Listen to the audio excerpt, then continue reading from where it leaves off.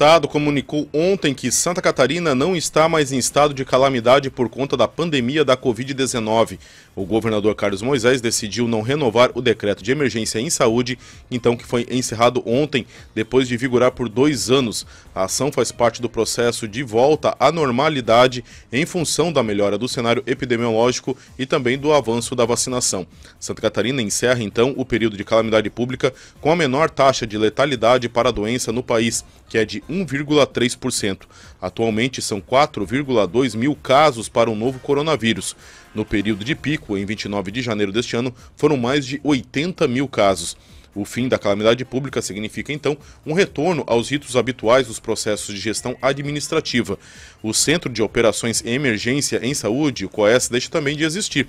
O órgão deu suporte às decisões tomadas pelos gestores públicos no enfrentamento à pandemia. Em Joinville, a Secretaria da Saúde fechou a ala da UTI do Hospital São José, que estava voltada à Covid-19, e está remodelando os serviços da atenção básica para direcionar as atenções a outros serviços, mantendo os atendimentos de vacinação, testagem e acolhimentos de casos suspeitos da doença. Os hospitais da rede privada da cidade também desativaram as aulas de tratamento intensivo exclusivas da Covid-19. Fernando, Santa Catarina foi a primeiro estado a decretar estado de calamidade, o primeiro estado a começar a fechar tudo. Isso aconteceu em 17 de março de 2020.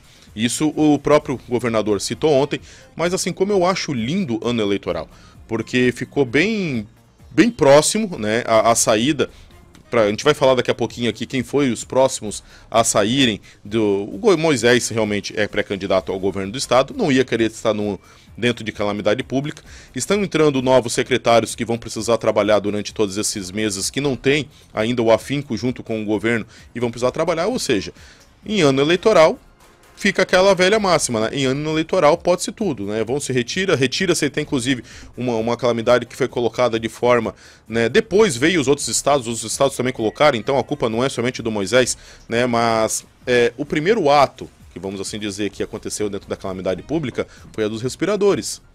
Então, que hoje é a grande mancha, inclusive motivo de impeachment de Moisés, que foi a grande mancha dentro do seu governo, algo que não foi explicado de uma forma ainda muito clara para a população até hoje, né? Onde estão o dinheiro? A gente sabe que alguma parte já foi bloqueada, mas a Justiça ainda trabalha, o Ministério Público trabalha, foram ações, né, que foram se decorrendo, prisões inclusive dentro do escalão de Moisés, dentro dessa questão da calamidade pública. Numa precipitação de Moisés em março de 2020, que ele se precipitou, teve o primeiro caso, que foi o caso de se circulando comunitário, ele já pediu para fechar tudo, e fecha escola, e fecha ônibus, e para tudo, né, que a gente sabe que de uma grande parte, né, os outros governadores também conseguiram, mas que não conseguiu frear de uma forma muito incisiva o vírus, a circulação do vírus naquela época. Poderia ter sido feito algo um pouco mais maleável, vamos assim dizer, mas saímos agora da questão e voltamos novamente com